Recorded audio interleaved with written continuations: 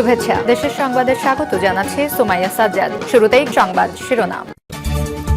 সংসদ নেতা ও প্রধানমন্ত্রী হলেন তারেক রহমান।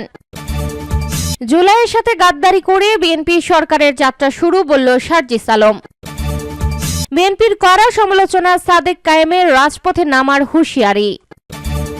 তারেক রহমানের নেতৃত্বে শপথ নিলেন বিএনপি দলীয় এমপিরা।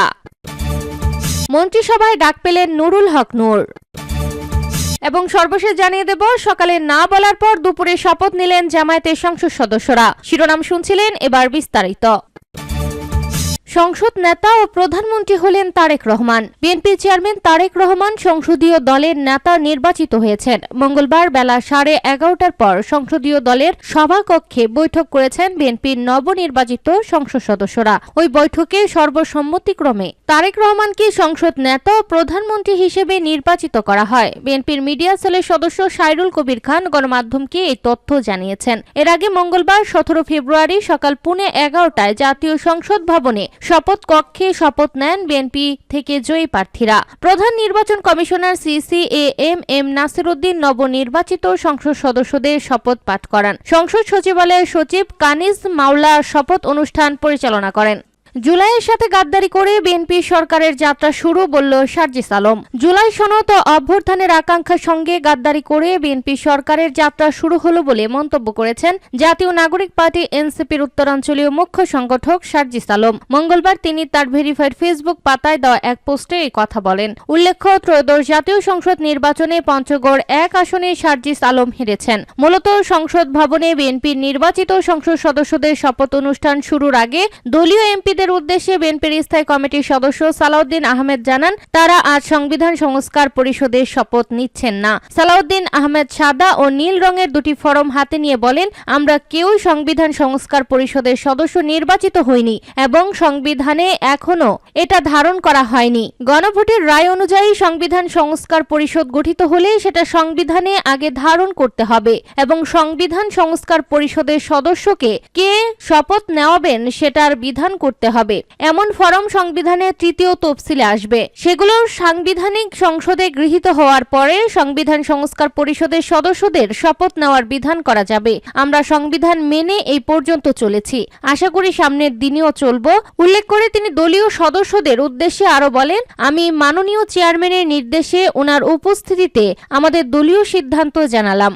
বিএনপির কড়া সমালোচনা, সাদেক কায়েমের রাজপথে নামার হুঁশিয়ারি। সংবিধান সংস্কার পরিষদের সদস্য হিসেবে শপথ না নেওয়ার বিষয়ে বিএনপির সিদ্ধান্তে কড়া সমালোচনা করেছেন ডাকসু ভিপি ও শিবির নেতা আবু সাদেক কায়েম। মঙ্গলবার 17 ফেব্রুয়ারি নিজের ভেরিফাইড ফেসবুক পেজে দেওয়া এক পোস্টে তিনি এই কথা জানান। সাদেক কায়েম লিখেছেন, জনরায়কে উপেক্ষা করে বিএনপির এই অবস্থান দলটির সংস্কার বিরোধী মনোভাবকে স্পষ্ট করছে। তিনি আরো লিখেন, এমন সিদ্ধান্ত দেশে বিদ্যমান কাঠামো অটুট রাখার ইঙ্গিত বহন করে। বিএনপি সিদ্ধান্ত থেকে সরে না এলে জুলাই প্রজন্ম রাজপথে নেমে কর্মসূচি দিতে পারে। আবু সাদেক কায়েম সতর্ক করে বলেন, এমন সিদ্ধান্ত থেকে বিএনপি সরে না এলে জুলাই প্রজন্ম রাজপথে নেমে জুলাইয়ের আকাঙ্ক্ষার বাস্তবায়ন করবে ইনশাল্লাহ। এ বিষয়ে বাংলাদেশ জাতীয়তাবাদী দল বিএনপির পক্ষ থেকে তাৎক্ষণিক কোনো প্রতিক্রিয়া পাওয়া যায়নি। তারেক রহমানের নেতৃত্বে শপথ নিলেন বিএনপি দলীয় এমপিরা। ত্রয়োদশ জাতীয় সংসদ নির্বাচনে বিএনপির নবনির্বাচিত সদস্যরা শপথ নিয়েছেন। মঙ্গলবার সকাল 10:40 সংসদ ভবনের শপথ কক্ষে সংসদ সদস্যদের শপথ বাক্য পাঠ করান প্রধান নির্বাচন কমিশনার AM নাসিরউদ্দিন। এদিকে বিএনপি থেকে নির্বাচিত সংসদ সদস্যরা শেষ পর্যন্ত সংবিধান সংস্কার পরিষদের সদস্য হিসেবে শপথ নেননি। আজ বিকেল 4টায় সংসদ ভবনের দক্ষিণ প্লাজায় অনুষ্ঠিত হবে মন্ত্রিসভার শপথ। ত্রয়োদশ সংসদ নির্বাচনে বিএনপির ভূমিধস বিজয়ের পর দলের চেয়ারম্যান তারেক রহমান নতুন সরকারের প্রধানমন্ত্রী হিসেবে শপথ নেবেন। প্রায় 2 দশক বাংলাদেশ গণতন্ত্রহীন থাকার পর ষষ্ঠবারের মতো রাষ্ট্র ক্ষমতায় অধিষ্ঠিত হতে যাচ্ছে বিএনপি।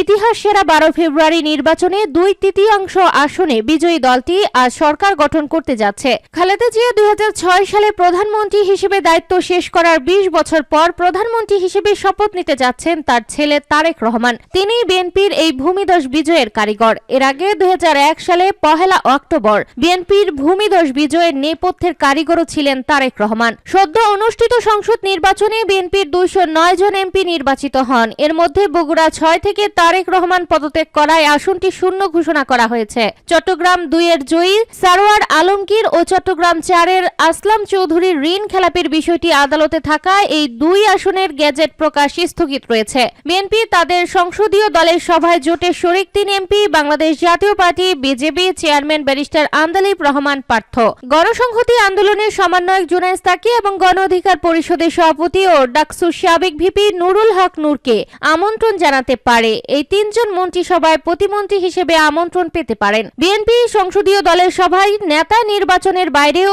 উপনেতা, মন্ত্রী মর্যাদার চিফ হুইপ এবং 6 জন হুইপ নির্বাচন করার কথা রয়েছে।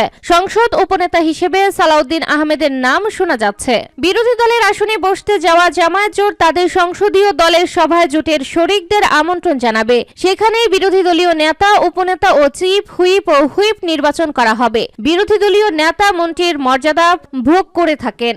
মন্ত্রিসভায় ডাক পেলেন নুরুল হক নূর। তারেক রহমানের মন্ত্রিসভায় ডাক পেয়েছেন গণ অধিকার পরিষদের সভাপতি ও ডাকসুর সাবেক ভিপি নুরুল হক নূর। মঙ্গলবার আমার দেশকে বিষয়টি তিনি নিজে নিশ্চিত করেন। নুরুল হক নূর বলেন, আলহামদুলিল্লাহ, তারেক রহমানের মন্ত্রিসভায় ডাক পেয়েছি।